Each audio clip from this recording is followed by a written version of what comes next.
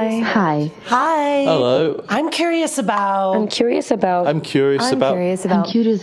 Building open, authentic, loving relationship. I'm curious about jealousy.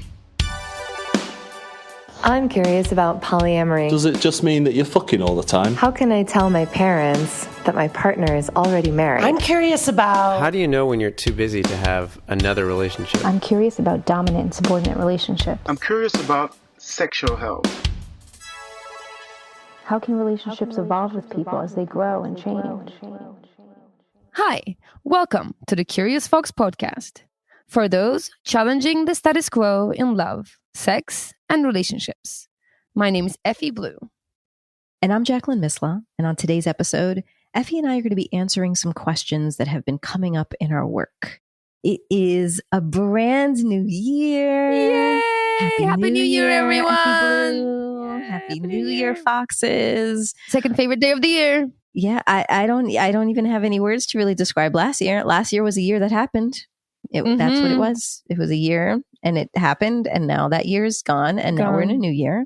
Yes. Hopefully a better year. Hopefully a year that will leave a good, wholesome, joyful, wondrous note at the end rather than, that was a year. Yeah. Or not wholesome. I don't know if I let it be subversive, if that's what you're into, but let it be a year of choice where we get to make some decisions about what our life is like, instead of having pandemics and work and just it feels like just like a heaviness in the air really dictate how we're feeling out in the world.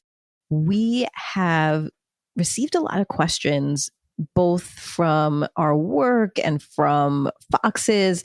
And so Effy is a relationship coach, and I am just out there in the world with my relationship. And so as a result, we both get a lot of questions. Effy, you get it through your work. I get a lot of DM questions through my Instagram. And so we wanted to start this year with some clarity.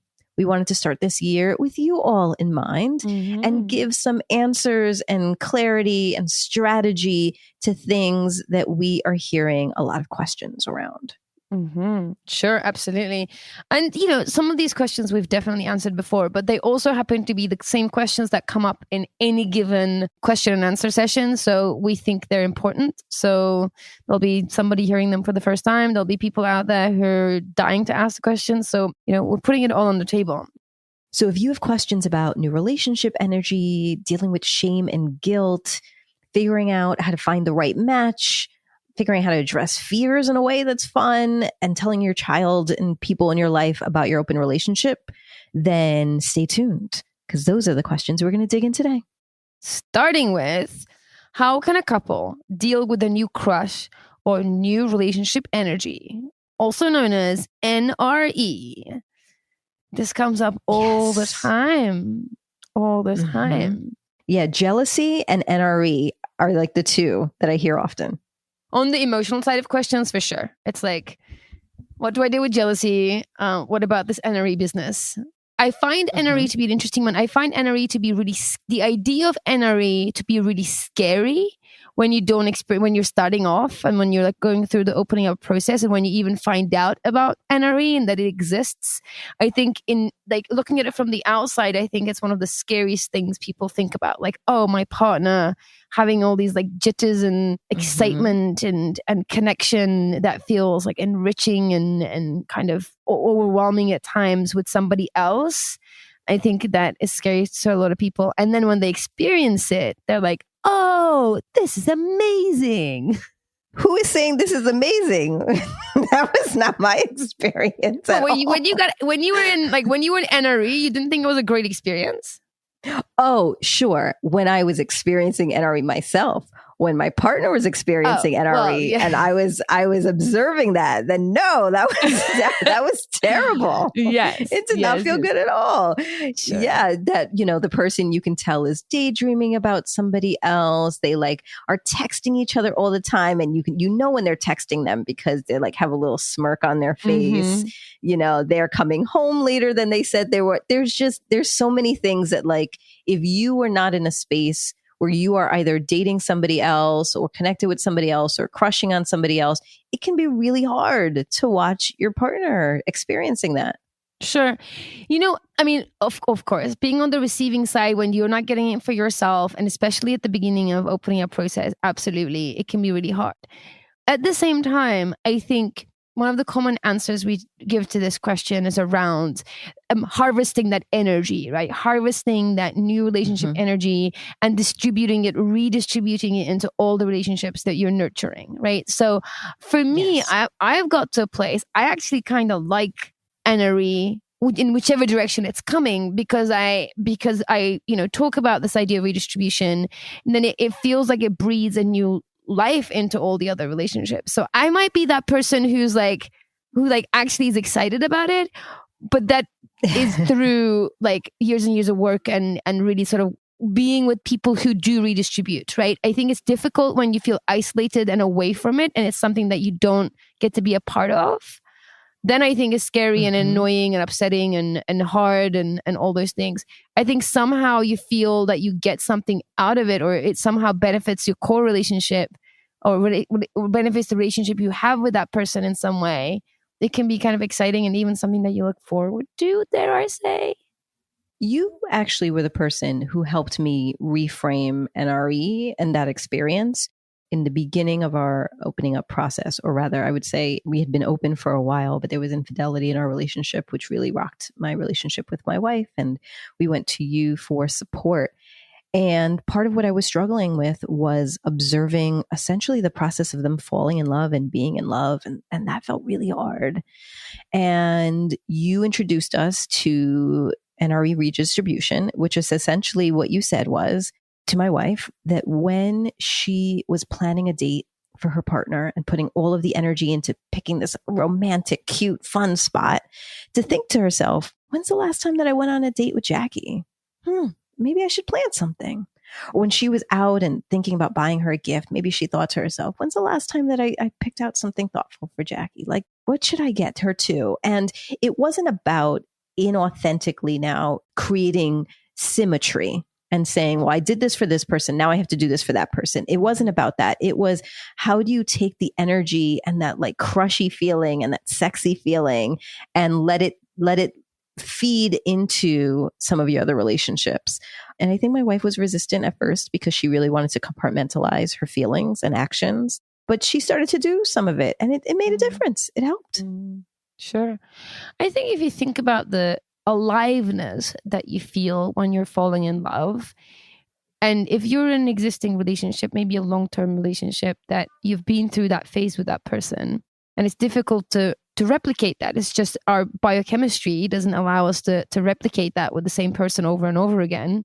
But once it's happening with somebody else, you are the same person who's experiencing that aliveness. So you can bring that into all your relationship, and it can be contagious. So even when you can't just get that first time aliveness in a relationship that's been around for a while, by tapping into NRE, by having, starting new relationships, when it makes sense, it can bring that aliveness to all the other ones, and it's kind of nice and contagious. I think that's it's beyond the practical, right? I think it's great because you get to think about your partner in different ways, and when you're doing something for somebody else, you can be like, oh, like what would be meaningful for my other partner, but also like how you feeling about yourself and how you feeling about life and how you feeling about love and romance. Like you're kind of high in this awesome cocktail of chemicals and hormones. So you might as well like bring that highness to everybody around you. It's true. And, I think one of the things that if you are experiencing new relationship energy, it is difficult if you feel like you have to hide it in front of your partner because it is something that is feeling joyful for you and it's hard to contain that. And I do think it's important to be sensitive to somebody else and have the conversation around what they want to hear and what they feel comfortable with. And hopefully you'll have somebody in your life that you have told about your open relationship, and maybe you can share some more of the giddiness with them. I just want to name that there were two things that I did that changed for me. So my wife started to rethink about her energy and how she could redistribute that. And then for me, there were two things that I realized.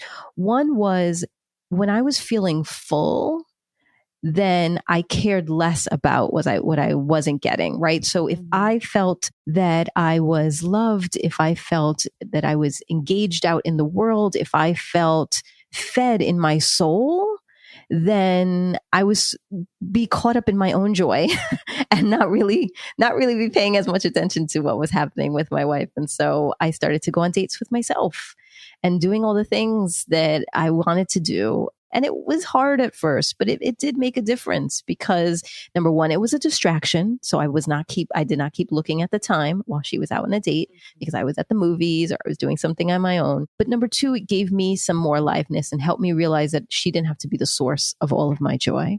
And the second thing is it actually allowed me to communicate some of my needs that I didn't even realize were needs. So my love languages, gifts is at the bottom of the list. It's not something that's important to me. But when there were a lot of gifts going out to her partner, I was like, oh, I want some gifts. I want to be spoiled. I want something fancy. And I had a lot of shame around asking for things. I grew up in an environment where we didn't have a lot of money. And so I was taught to be really grateful for what I had and not to want something big and expensive. And so it gave me permission to ask for some things. It gave me permission to say that I needed some new things from her because I would say, I want more time and attention. And she's like, you see me all the time. I'm like, but that's because you live here. That's not the same thing. And so she was understanding time and connection differently than I did. And so naming, no, I don't mean just being here. I mean, I want to have fun together. I want to have aliveness together. I want to have eroticism together. And then planning around that, it gave me the opportunity to communicate those things and name them for myself and then name them for her. Yeah, beautiful, beautiful. I think just one angle to add on there, or I should say, to add the opposite perspective into this, which is if your partner is experiencing new relationship energy and you might be struggling and you're wondering how to deal with that. It's often one of the common questions that we get asked.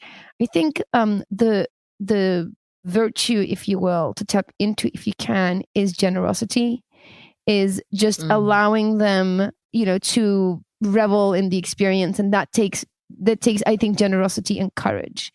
And I think it's by doing that, I think you will be able to feel the positive light of their experience, because I think people more likely to compartmentalize and not bring that aliveness into the other relationship is because they might feel guilt and shame, and also they might observe their partner feeling hurt and upset and all those kind of, or even angry. I think if you can be generous about their experience and what their experience and their feelings, I think you will find that the aliveness of new relationship energy, the sort of the magic, if you will, of new relationship energy will reflect back into the core relationship. Yes. The only thing I'm going to add on to that is just be mindful of your intentions. I often was like, yeah, tell me all the details. I want to hear everything. And it was really an effort to excavate for information. Or, oh no, you seem upset. What happened? Tell me. Right? Again, it was really an attempt for me to validate things inside of myself, to either validate that this other person was getting more than me, or to make me think like, oh no, oh good, there's something wrong with their relationship. Maybe it'll end. Like it took me a while to name my intentions for myself and to really create space for her to share. When I was authentically curious and empathetic and feeling generous, as opposed to as an opportunity for me to get data out of her. Sure. Yeah.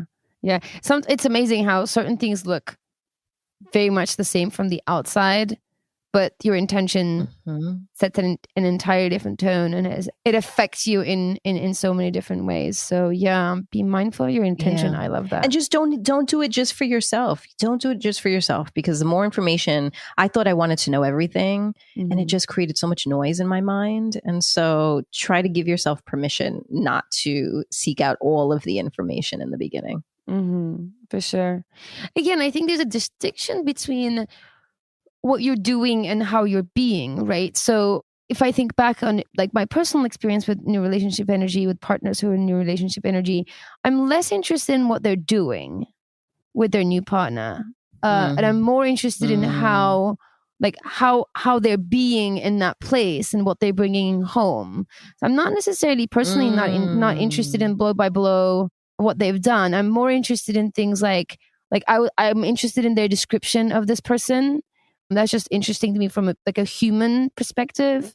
And I'm interested in how they're feeling, like if they're exuberant or coy and cute, or just like whatever this new relationship is bringing out in them is of interest to me more so than what they're doing.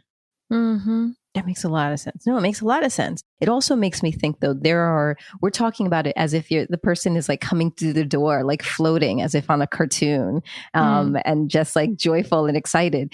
But I've also had the experience when my partner started seeing somebody where it felt like her time and energy was distracted and not present. And so then that's the conversation that we needed to have, that it wasn't necessarily about how she was feeling there. It was how she was feeling there and what she was experiencing there, how that was impacting our relationship. And that was actually the part that was really difficult. It wasn't about the other person for me at that time. It was about us, and us felt different. And so again, it was an opportunity for us to have a dialogue and say, okay, well, what are the components that make us feel like us? And what feels like it's missing now? And how do we pay some attention to that? No, it makes sense. I think anything that brings up new dialogue, sort of reflection on the relationship is a good thing. Yeah, for sure. So pay attention to the feelings, redistribute where you can, and communicate. Absolutely. And don't be afraid of it. Generosity and courage. I would really add those in there as well. Okay. So the next question that we have is, how can someone deal with the shame and guilt of exploring a non-traditional relationship or sexual path? Yeah, this is very real. This comes up in sessions regularly. People will say things like, I know that we've agreed that we're going to be non-monogamous and we've talked about everything and we're fully transparent and no one's lying and no one's doing anything they're not supposed to do. Yet there is shame and guilt involved. Like even though you're not cheating and your partner is on board, people will say like, I go on a date and I'm riddled with guilt on the way back, especially if I've had a good time. Or, just saying things like, I feel ashamed that my relationship, I'm in an open relationship and for some reason it's not this like, it's like good enough some way. And I feel shame, I feel shame around that. So yeah, it comes up, even though you're intellectually on board, it runs deep. Yeah. I think there's a few different things there. I think shame as it relates to how you were brought up. So culture and religion and the messages that you heard that certain things were not okay, that stuff lives inside of you and that voice can be loud.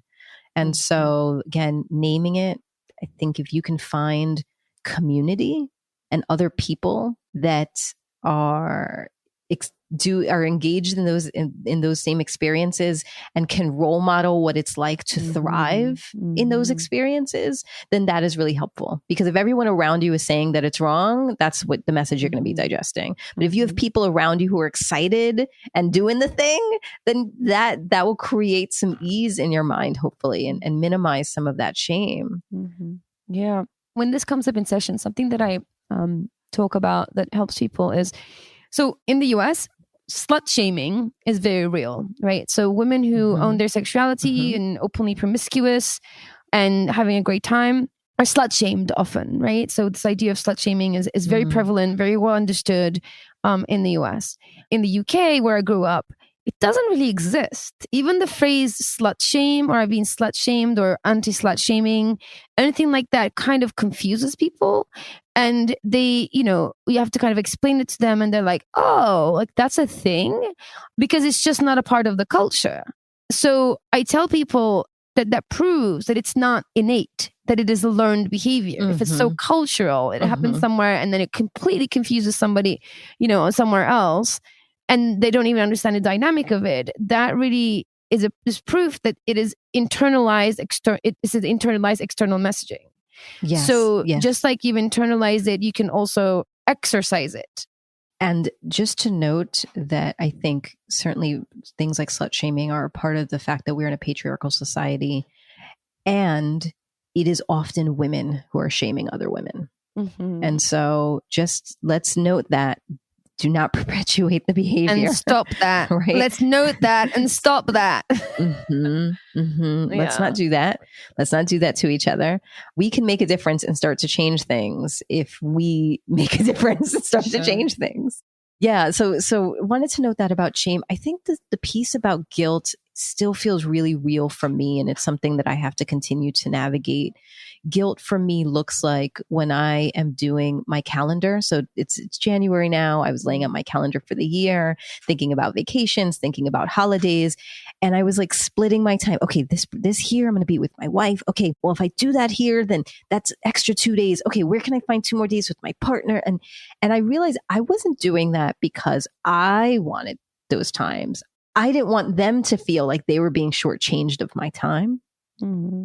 And so I had to be mindful of that and continue to say, what do I want to do? Screw the calendar, screw the dates, screw how many days. Like, what do I want? Where do I want to be? And be prepared that some folks may be disappointed as a result of that. And I'm going to have to learn how to be okay with that. But guilt can look like everyday moments where you get 2 texts in the morning that say good morning from partners, and you answer one first, and then you feel bad that you answered one instead of the other. It could take place in so many different ways. Just be gentle with yourself. Name those moments. Be gentle with yourself. Give yourself permission to just be and not feel guilty about everything. Yeah, absolutely. I think, like you said, even it just comes from such a deep rooted place, knowing that even though your partner agrees you having this experience, and even promotes it and celebrates it, it just shows you that it's not to do with your partner or what you're doing. It's just how you feel about it, which is great, because then you get to have a say in it, right? It's not really about your partner or what you're doing. It's how you feel about it. So that gives you an opportunity to change the story, name it. Always naming it is the first step to all of these things. I feel guilty because of this, right? I feel guilty when I do this. And then see if you can reframe it in some way or address it in some way and have some sort of an impact on the way how you feel about it. And the answer is never going to lie with your partner and what you're doing. It is just the way that you perceive it in yourself. It's going to make a difference. Yeah, it's been hardwired into us. I mean, being selfless is something that is admired. Being generous with your time, your energy, your spirit is something that is not admired.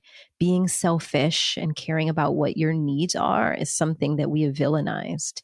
And so when you are making a decision about your joy and your pleasure, it is natural, not natural because it is natural to us as humans. It is natural to us because of the way that society has taught us that we are not supposed to be prioritizing ourselves and our joy, that we are supposed to be prioritizing the other person. And so it's an opportunity to push back on that, on the idea of selfishness and why you're exploring selflessness, and instead find the balance of what brings you joy and how you can do it in a way that is honest and kind.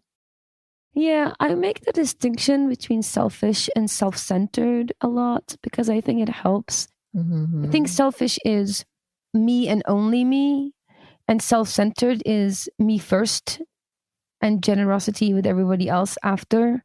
And I think that distinction is worth kind of reflecting on. If you're coming to it me and only me, I think that could be isolating and damaging and toxic over time. I think if you think about it as self-centered, meaning you putting yourself in the center of your world and then expanding and out from that and including others and being generous and kind and loving towards others from that point of view, I think that is where sort of joy and pleasure and thriving lives. Yes. And how we show up in one place is how we show up in all places. And so if you are dealing with shame and guilt, I am very sure that it is not just about your relationship construct or just about your sexuality, that it's showing up in other places.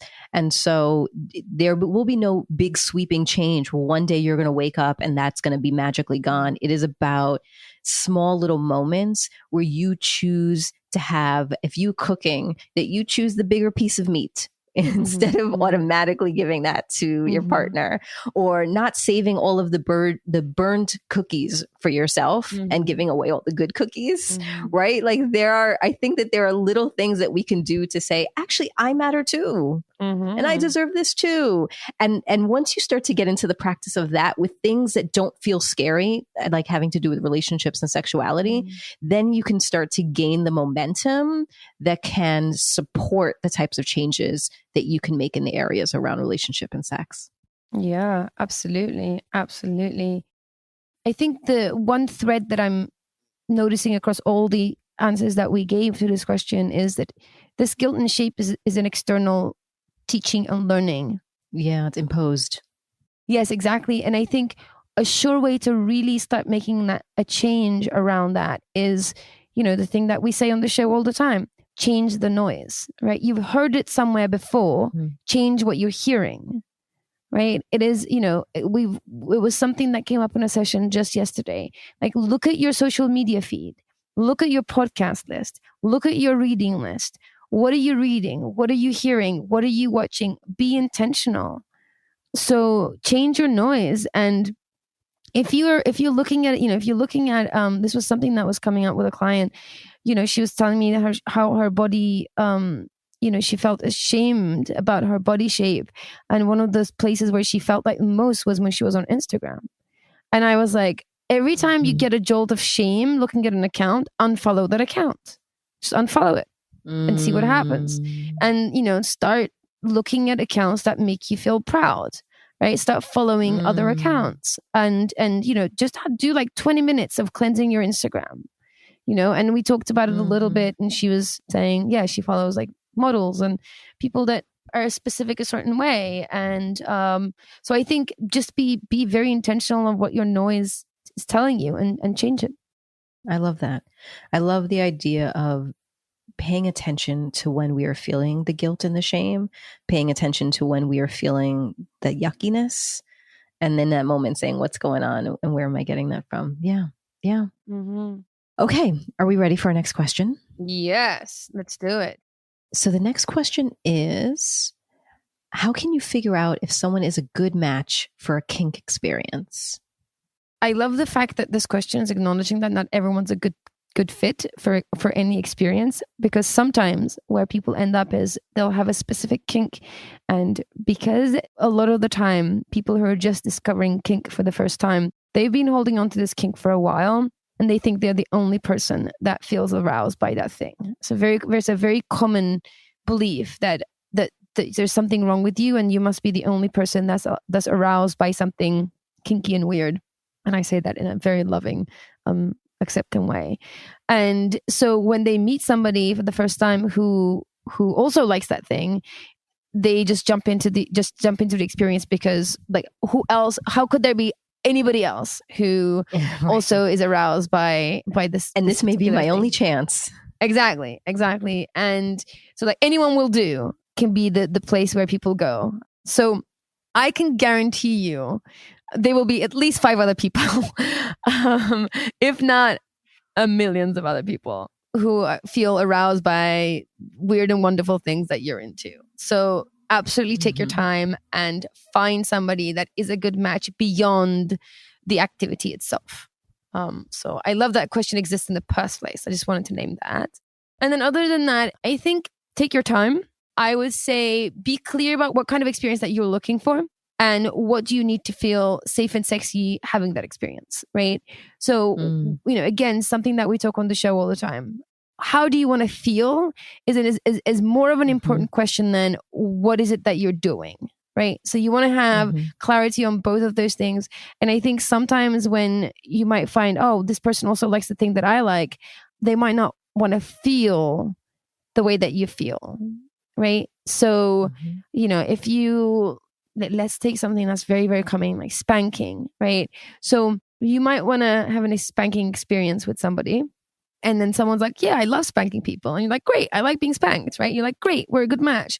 There are so many different ways you can feel while you're being spanked or you're spanking someone. It could be an act of dominance. It could be something playful. It could be something that is more to do with power dynamics versus something to do with role play. So it is about figuring out whether you want to have the same quality of experience, same feelings, as well as the act itself is a good conversation to have. The other piece that I would add in there is safety, right? What do you need to feel safe? And with that, does that person or people align with those things, right? So do you need them to be more experienced? Do you need them to be more like novice, like you? You do want to have references from their community, right? That's something that happens. I know that's one of the things that I was looking for when I was looking for my first kink experience. I reached out to a community leader, and I knew that they would be accountable to many other people. And when I approached them for mentorship and just conversation, I also reached out to other people that were that were clearly in that community and say, hey, like I'm reaching out to this person because I want to like talk about these things. And they were like, yeah, they're a good person. So that's something that you can also do. Yeah. And if you're interested in how do I bring it up? So I think part of the question is, how do I find somebody that is interested in the same experience as me? And I think the most obvious way that we think is to somehow sneak in there. Hey, do you like spanking? But that could be really vulnerable, right? And what's the transition there? Like, how do we go? What's your favorite color? How hard do you like to spank? Like, it may be challenging, particularly via dating app, in order to share that out. And so, one of the things that we recommend when you're communicating something that feels vulnerable to someone else is to depersonalize it. And so maybe as you're talking to them, you say, oh, what have you been reading lately? I've been reading this book on, I'm looking at my bookshelf. Let's see. Oh, I've been reading this book on topping. A friend recommended it and it's super interesting. And then they either say, yeah, tell me more. Or yeah, I love that. Or really? Okay. Right. Based on their reaction, you're going to get a sense of how they feel about that thing. Or, they're like, what are you doing this weekend? And you're like, oh, my friend is going to a water sports workshop and they invited me to go. So I'm thinking about going to it. Again, if they're like, what's that? Ew. Or, ooh, right? That's going to give you a sense of exactly. So figure out some way of naming the thing that doesn't have to do with you, that it is a thing that exists in the world, and drop that little piece of information and see how they react. And based on that, that's actually going to open up the conversation. If they're like, ooh, tell me more. I've never tried that, or I've done that 100 times and it's amazing. And it'll just give you an opportunity, not just to ask the question, do you like this? But how do you feel about this? What's your experience with this? Do you have shame and guilt around this? Absolutely. And you can always use the show because we've probably talked about all this stuff on some episode. So you can tell people, I listened to this awesome show, Curious Fox, and they recently talked about this thing, and see how they react. Yes, we did. We talked about pegging and water sports and doming and topping. And so go find the episode, listen to it, and then use that as an entry point to the conversation. And recognizing, that it may be harder for some folks, depending on where you're living, to be able to access community. I'm in New York City, and so I can walk down the block and there are probably as many Starbucks as there are places where I can meet folks who are open and curious and kinky. And so that may not be true where you're living, and you may have to first explore online opportunities and meet people that way and see what other kinds of groups are similar to what you're interested in and start to talk to them and meet new people. So just want to note that recognizing it could be hard depending on where you live to meet somebody. But hopefully there's going to be, as Effy said, there's at least 5 of you, at least in your community. You just need to find each other. Absolutely. Okay, so how do you make addressing fears fun? That is... Can it be fun? I actually think it can absolutely be fun. And I would like to refer our Foxy listeners to the Halloween episode that Jacqueline and I did last year. So it's like last year, meaning a few months ago, about essentially a radio play that we created for all our relationship fears. And how fun it was to both do That's and true, listen actually. to. You're right. Right.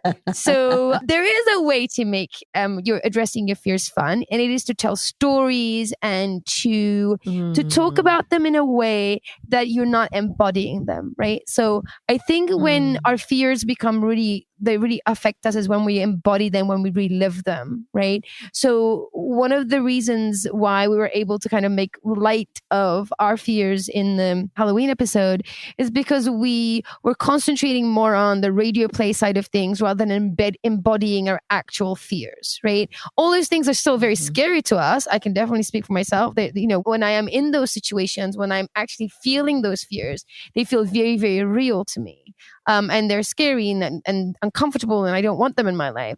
But when I'm able to talk about them in ways that I'm either telling a story or being silly or somehow not embodying them, it allows me enough space to address it, but not be affected by it, which means that I can remain regulated as I speak about it, and maybe even go as far as to find humor and lightness and fun as I'm talking about what actually scares me.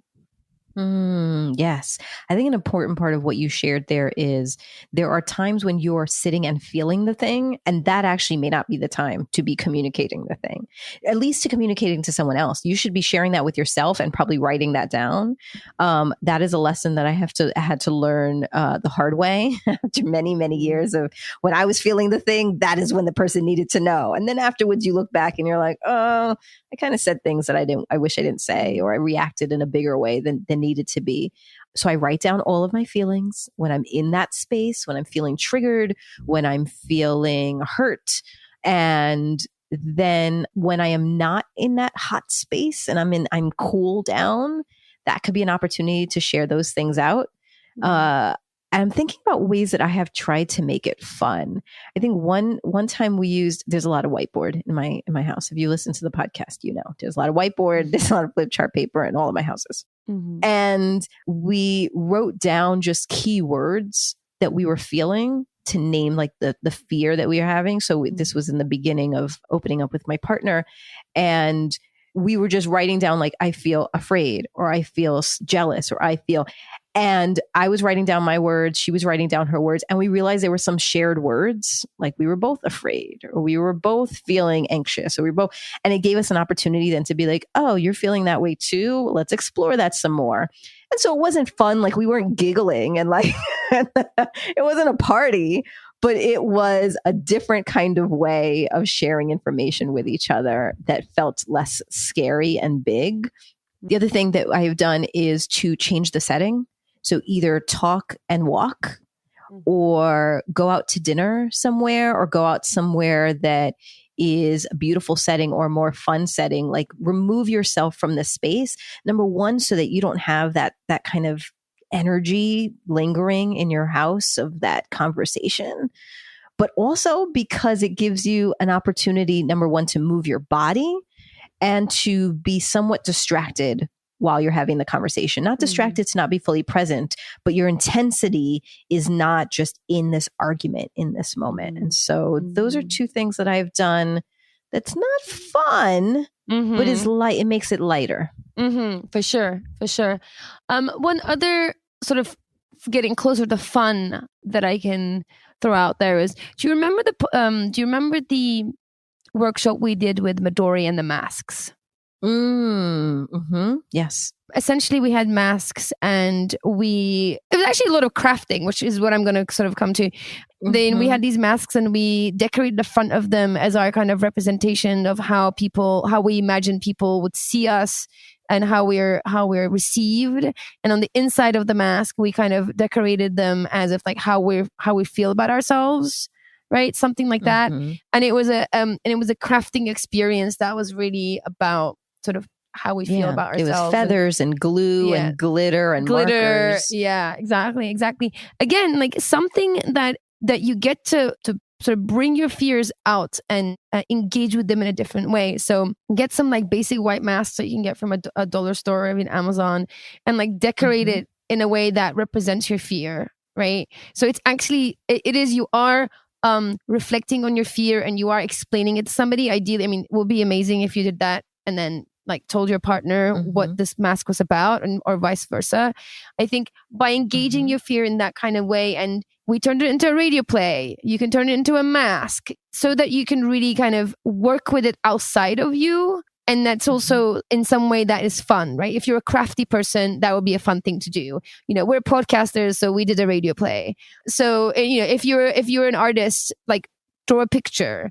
If you're a photographer, see if you can find, go out there and take a picture of something that reflects, you know, your fear, whatever that looks like, so that you combine it with something that feels fun to you, right? If you love going to the gym, like go out there and then go for a run on a treadmill and imagine yourself like running away from your fear or outrunning your fear, right?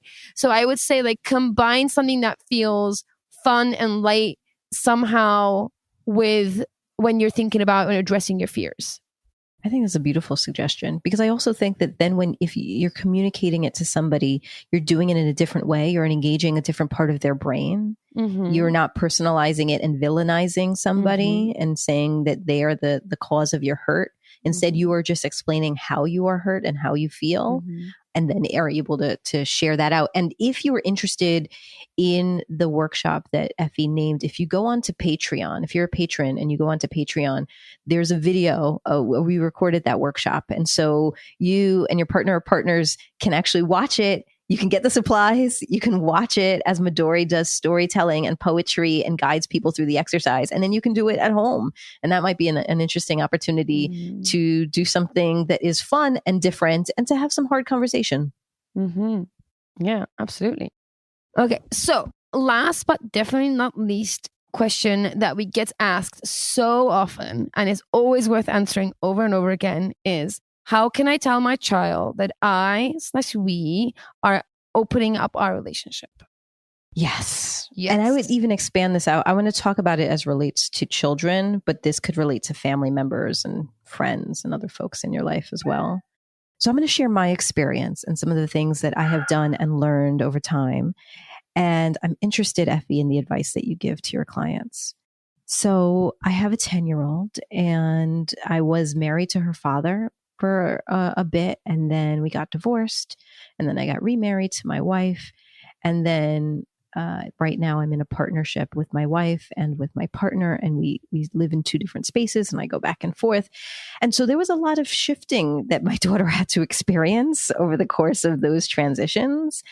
And one of the ways in which I focused on telling her the kind of life that I wanted to live in terms of my romantic relationships was not personalizing it. I'm going to go back to that, talking about those things outside of myself.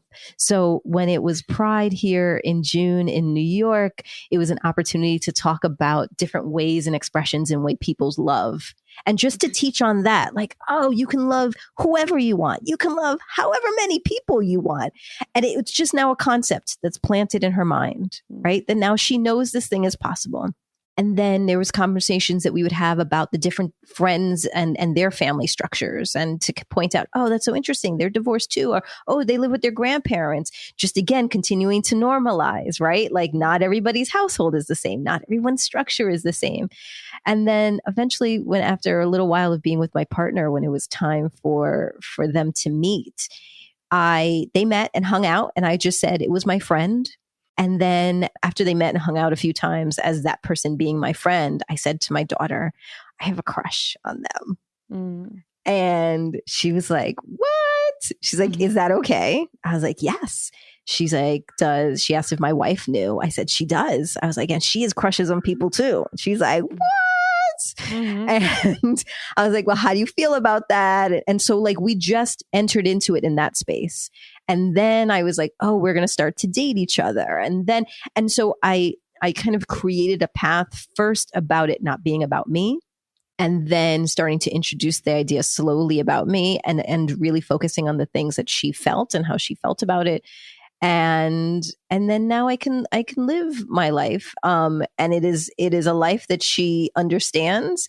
She said that this is not the life that she will choose for herself. Mm-hmm. She is clear that even though I feel like my partner is my family, she doesn't feel like my partner is her family. And so that was important too, for me not to like cram my expectations into her mind or her life. And so I would translate that similarly to if you're not talking to your child, if you're talking to family members about, again, kind of beginning to change the noise around them, and then starting to drop some hints and guide them through it, and then being present and understanding that there may be some fear and disappointment, and that belongs to them. You don't have to take that on. Yeah, absolutely. You are one of the best people that I, listen to about actually dealing. I have a lot of academic and learned knowledge and around how to deal with kids and non-monogamy, and I think you're a living example of it. And I learn a lot from you and how you deal with it with your daughter. So always endless wisdom when it comes to parenting and non-monogamy.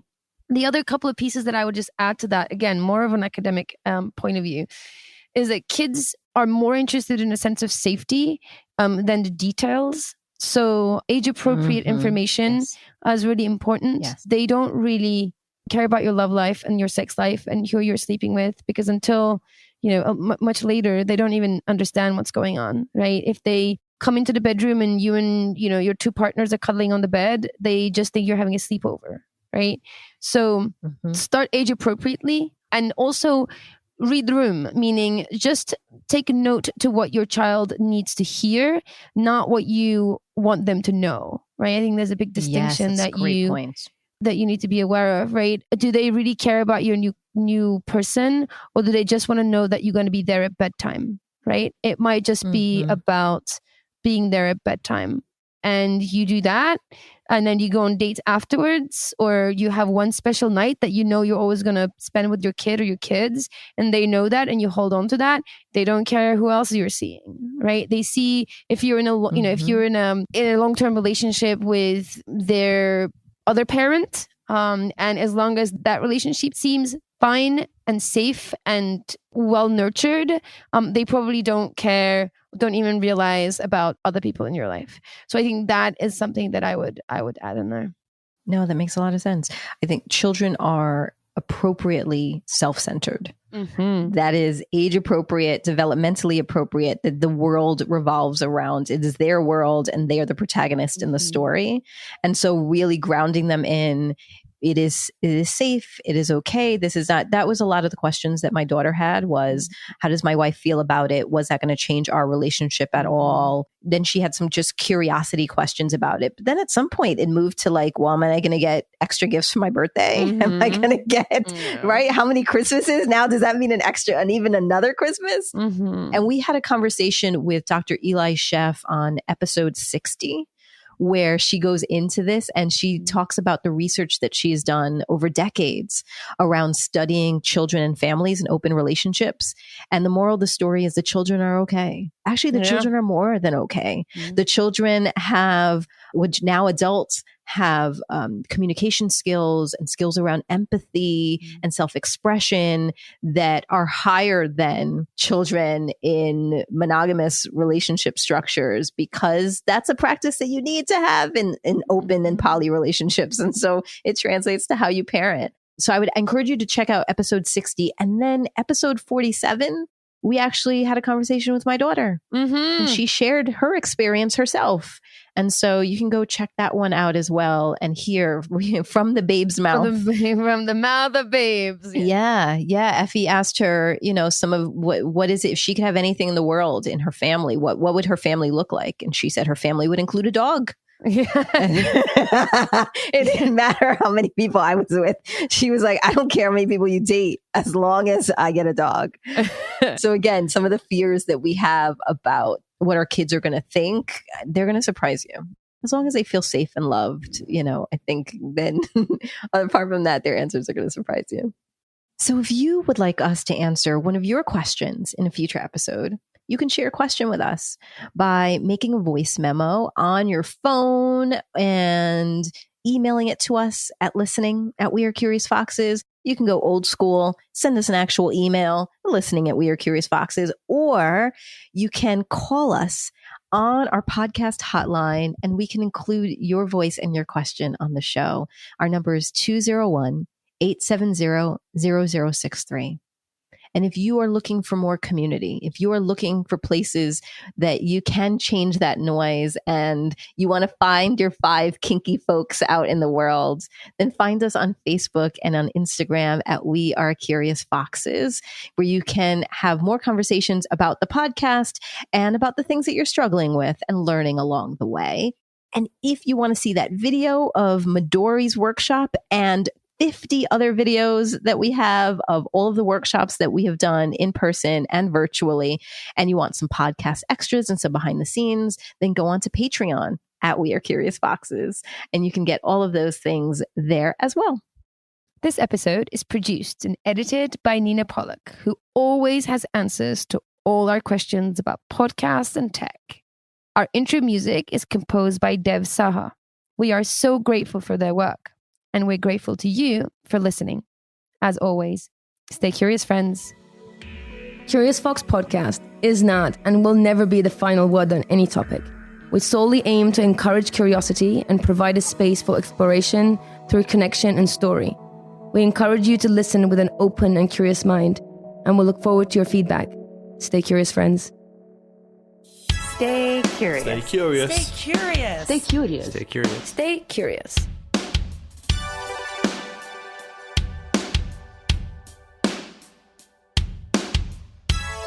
Stay curious.